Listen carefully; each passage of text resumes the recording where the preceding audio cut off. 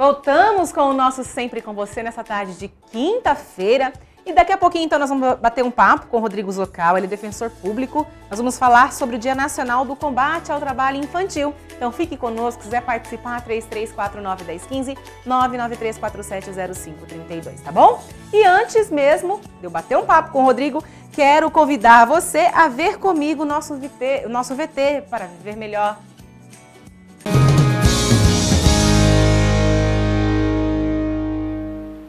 Uma tarefa de cada vez.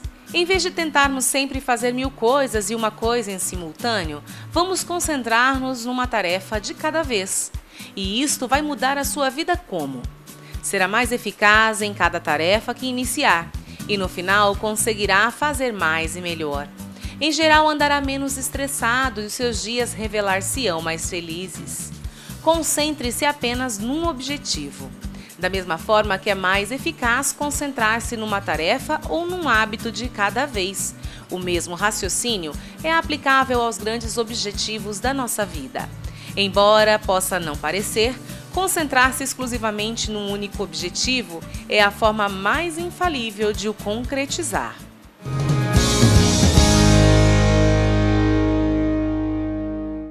Viu só, gente? Uma coisa de cada vez. A gente se concentra numa coisa de cada vez que dá certo. Lembrando vocês que no final desse bloco a gente vai sortear o fone de ouvido, que é um brinde da Workstation Impress Cartuchos aqui para o nosso programa. Agora eu recebo com muito carinho o Rodrigo Zocal, ele é defensor público, está aqui com a gente mais uma vez. Muito obrigada, viu, pela disponibilidade de estar aqui com a gente. E nós vamos bater um papo sobre o Dia Nacional de Combate ao Trabalho Infantil. Foi no dia 12 de junho, né? Conseguimos agora essa entrevista, né, mas de grande importância, né, sabermos a questão do trabalho infantil. Mas eu queria saber um pouquinho a relação do trabalho da Defensoria Pública e depois, né, o que caracteriza o trabalho infantil. O nosso trabalho, o trabalho do defensor público, da Defensoria Pública hoje, é um trabalho muito grande, né? Na verdade, o trabalho nosso é dar assistência jurídica, e aí é em âmbito individual ou coletivo, naquelas que são chamadas ações civis públicas, a todos aqueles que não têm condições de prover ou pagar um advogado. Então, na área individual, isso vai desde a área criminal, por exemplo, que é uma das possibilidades, até a área, por exemplo, de saúde, sobre medicamentos de alto custo, tratamentos, internações, e na área da infância, a atuação tanto individual também da defesa da criança e do adolescente, como nessas ações coletivas, por exemplo, com vagas em creches, né, que nós temos em andamento, regularização de unidades de internação, tanto os chamados, né, o que as pessoas chamam de abrigo, até as unidades, as chamadas UNEIs, que é para os adolescentes que cumprem ato infracional, medida socioeducativa. Então, é bem vasta hoje a nossa atribuição. Mas, basicamente, é dar assistência integral, né, jurídica, a todos aqueles que não têm condições de pagar um advogado. Você trabalha na questão da infantil, né? Nessa área em específico, né? Minha atribuição é a 5ª Defensoria, que é a atuação da infância e da adolescência. Você estava falando dessa questão das creches e tudo mais. Tudo isso é valer fazer, né, o Estatuto da Criança e do Adolescente, só né, isso. Rodrigo? É simples. Bem simples. É igual a Bíblia, é só cumprir o que está lá. Não, é verdade. Você encontra muitos desafios nesse trabalho? Muitos. Porque eu costumo dizer que quando a gente fala de infância, né, e aí infância a gente já incorpora a adolescência junto, que o Estatuto determina que criança é até 12 anos e de 12 aos 18 é o adolescente. E o idoso são as duas pontas mais vulneráveis da existência humana, né? São aqueles que precisam de mais cuidado e infelizmente, são aqueles que mais violação de direitos sofrem. Então, a área, como eu acabei de falar para vocês, da área infracional, a área de medicamentos e escolar, e tudo isso passa pelas violações dos direitos da infância, violação de direitos humanos e assim por diante. Agora, Rodrigo, um Dia Nacional de Combate ao Trabalho Infantil, né? A gente tem esses dias de vários outros movimentos e tudo mais, né? O que representa isso, né, hoje no nosso país e o que significa, o que caracteriza o trabalho infantil? O trabalho infantil ele é uma das características do que se chama de multidicional a pobreza nos seus aspectos multidicionais. Então, o que acontece? A pobreza ela é financeira, mas a pobreza ela traz outros aspectos. Por exemplo, a pobreza educacional, a pobreza de saneamento básico, a falta disso, que vai incorporar os aspectos que vão levar à pobreza na área infantil, e aí os seus desdobramentos, violação de direitos, e depois pode desdobrar até em atos infracionais, o que a gente chama para o adulto de crime e assim por diante.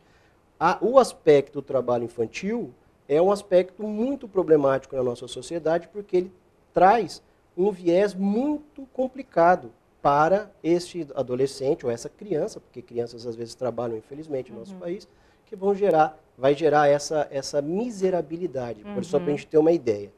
Em países desenvolvidos, a linha da pobreza dura em torno, numa família, de 3 gerações.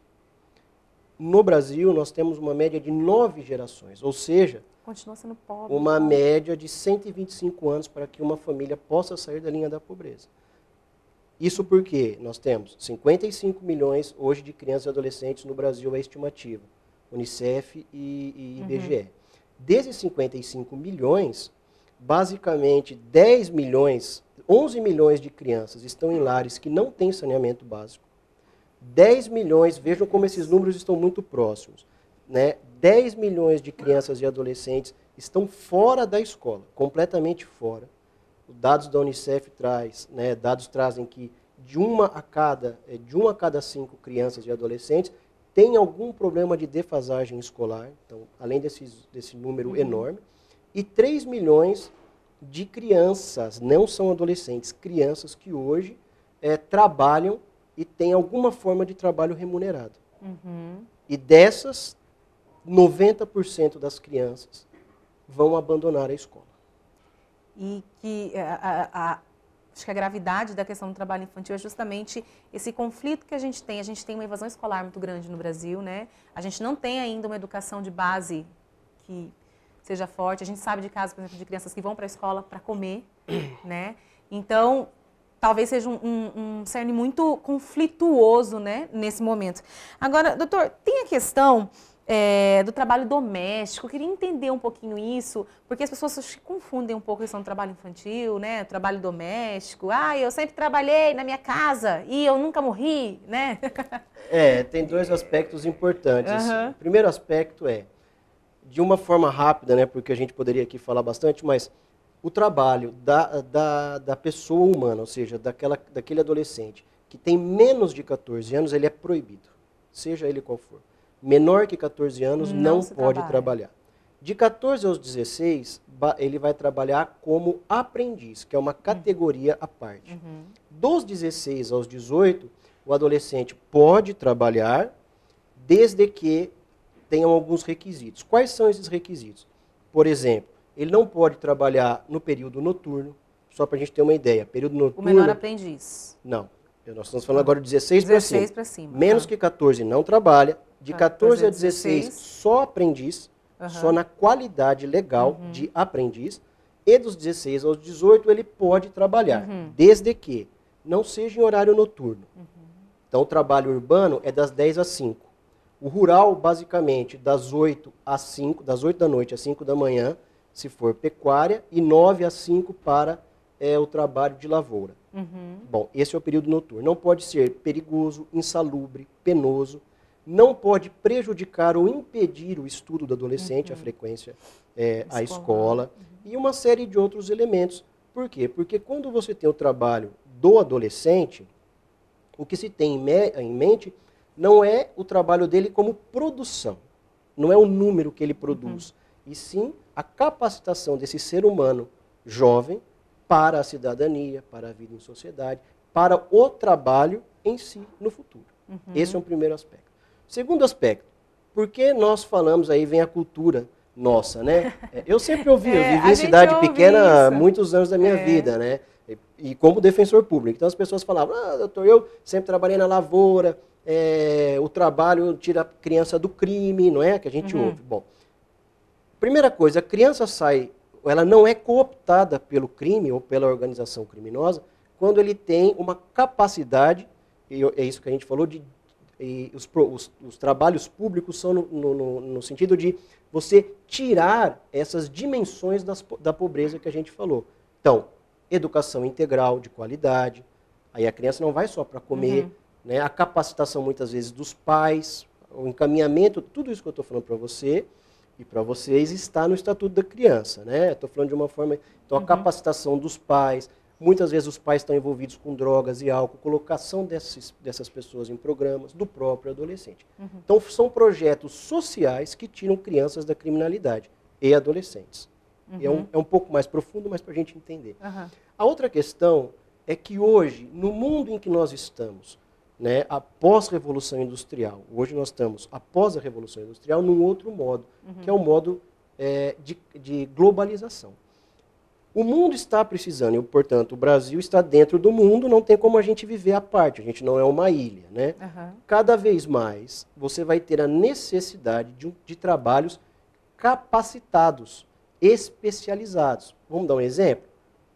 Aí a pessoa que me fala assim, na minha época eu trabalhava na lavoura. Ela trabalhava, ela e a enxada. Hoje, você pega uma lavoura, por exemplo, de soja. Vamos dar esse exemplo. Então, a pessoa que vai trabalhar lá, ela tem que ser capacitada para trabalhar no trator e num computador que gere o trator, que vai gerir aquela programação de GPS. Então, cada vez mais nós estamos precisando, e o mundo está precisando, de mão de obra qualificada. Essa é a importância, basicamente, de você cada vez mais postergar ou atrasar, vamos dizer assim, o trabalho do adolescente. Então, o trabalho infantil que é proibido é aquele que é abaixo dos 14 anos. Aquilo que a gente vê, por exemplo, em semáforos, crianças vendendo bala, né? Às vezes você até vê a mãe... São formas de exploração. De exploração mesmo, né? Agora, aqui no estado, a gente sabe, a gente teve alguns casos, eu não lembro se foi aqui no estado do Mato Grosso do Sul, né? Mas em nível de Brasil mesmo, por exemplo, de crianças trabalhando em carvoarias, né? Isso tem no nosso estado. Ainda existe isso, doutor? Existe muito. Né? E como é que é o trabalho de vocês? Então, só para abrir outro parênteses rapidinho, que a gente falou do trabalho doméstico. Né? O trabalho doméstico talvez seja a pior ou uma das piores formas de trabalho infantil, porque ela é oculta e silenciosa. Né? Então, por exemplo, se você tem uma empresa, uma determinada carvoaria, que vai empregar mão de obra infantil, basta muitas vezes lá uma vigilância e etc.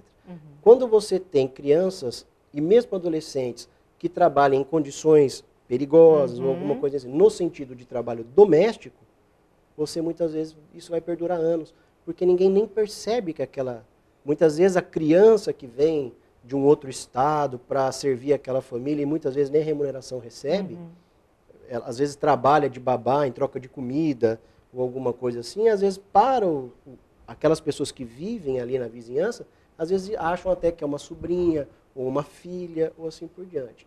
Então, o Brasil, é importante a gente dizer o seguinte, o Brasil tem o Estatuto da Criança, e tudo isso que nós estamos falando está dentro de um núcleo, de uma ordem que chama Direitos Fundamentais da Profissionalização e do Trabalho. E existem convenções internacionais, tratados internacionais que vão disciplinar também essas questões, que o Brasil assina, que são chamados as ratificações. E quando o Brasil assina, por exemplo, em proibir as piores formas de trabalho infantil, ele está obrigado, porque ele assinou. E o trabalho doméstico é um deles. Outro, o trabalho de crianças também em prostituição, em adolescentes, está entre uma das piores formas de trabalho infantil. As crianças e adolescentes do tráfico, utilizados no crime organizado do tráfico, também é uma das piores formas de trabalho infantil. E a gente vê, né, essa questão, eu perguntei a questão das carvoarias, né, e tudo mais, você falou que ainda existe, né? Como que vocês realizam esse trabalho? Até porque tudo que você está falando é uma obrigação de todos nós, né?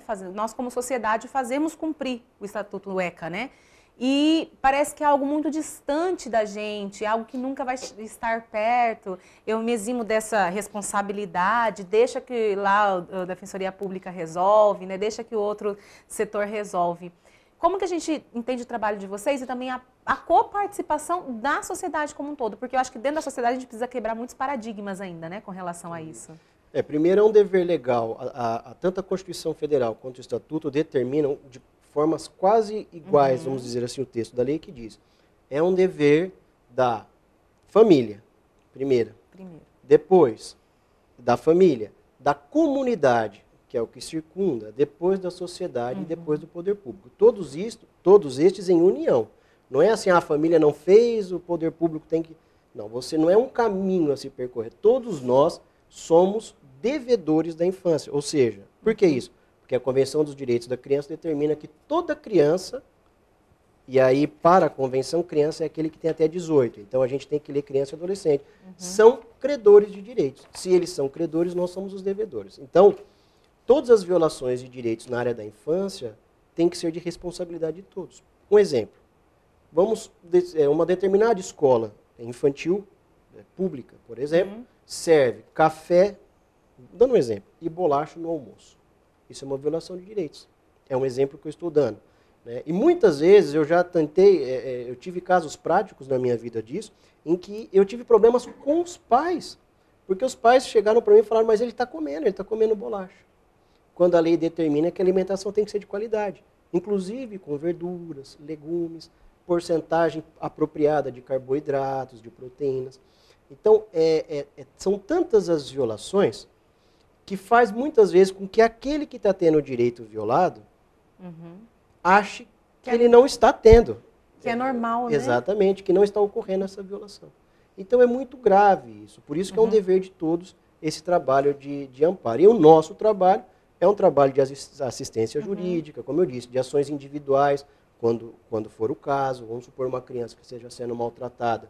Você pode fazer uma opção de mudança de guarda, muitas vezes de tirar aquela criança da família, afastar de uma possível adoção, até as ações coletivas, que são essas ações que a gente vê, por exemplo, até de indenizações coletivas, vamos supor que crianças de algum lugar estão sendo violentadas. E quando eu digo violentadas, pode ser até psicologicamente, não precisa só fisicamente. Você tem ações indenizatórias, as ações coletivas que são das mais diversas possíveis. Doutor, vou pedir para você, então, agora, considerações finais. Nosso tempo já está estourando. Passa rápido, né? Os 20 minutos.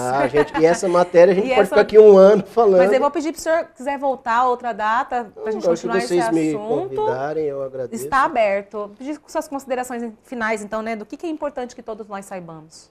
Então, eu acho que, primeiro, nós precisamos ter consciência dos nossos direitos, porque é através dos nossos direitos que nós vamos exercer a cidadania. E cada um de nós compõe a sociedade. Então é uma ilusão a gente achar que a sociedade é feita pelo meu nicho social ou pelo nicho social do outro. Não, todos nós somos. Aquele que está, por exemplo, num presídio agora, aquele adolescente que está numa UNEI, ele vai voltar para a sociedade. Aquela criança que está sendo violada no direito, por exemplo, de ser empregada doméstica, porque, entre aspas, eu estou dando uma melhor condição para ela, porque ela poderia estar passando fome, mas eu não estou dando condições para ela estudar, para ela se aprimorar, ela está na sociedade. Então, nós somos os componentes da sociedade e nós temos que lutar pelos nossos direitos. Cada direito que nós temos hoje, historicamente, ele é banhado de muita luta e muito sangue. Exemplo de Cristo. Vamos falar o exemplo de Cristo, que deixou o maior exemplo para nós, de violação dos direitos. Não é? Então, nós temos que lutar, porque cada vez que falam de tirar um direito, estão tirando a nossa história. É verdade. Doutor, obrigada, viu, pela sua participação aqui. Agradeço com muito carinho. E eu vou agendar uma próxima data, assim, para a gente continuar esse assunto, viu? Eu que agradeço, muito obrigado. Eu que agradeço. Vamos agora conferir, então, a nossa frase do santo. E daqui a pouquinho eu vou fazer o sorteio para vocês.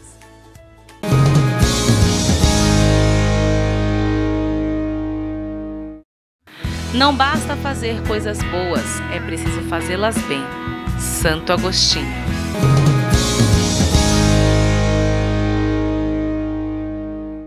Vamos sortear então quem vai ser o ganhador do nosso fone de ouvido, um brinde da Workstation Impress Cartuchos. Vamos lá, vamos lá, vamos lá. Peguei aqui, ó. E quem vai levar é a Maria Elaine Mascarinhas Lavor, do bairro São Lourenço. Olha só, Maria Elaine levou o nosso brinde de hoje do programa Sempre com Você. A gente vai entrar em contato com você, tá bom? Certinho, para saber como que você faz para retirar esse brinde. Eu vou ficando por aqui, lembrando vocês que amanhã tem programa, tem sorteio, amanhã tem pizza do vizinho, nós vamos sortear 2 cartelas também da festa da paróquia da comunidade Santa Luzia. Nós vamos ter Alex Ivan aqui tocando para nós no Sempre com Você.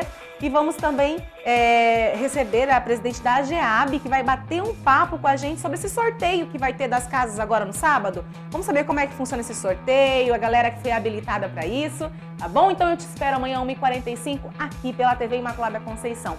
Louvado seja nosso Senhor Jesus Cristo, para sempre seja louvado e salve Maria Imaculada. Um beijo grande, tchau, tchau.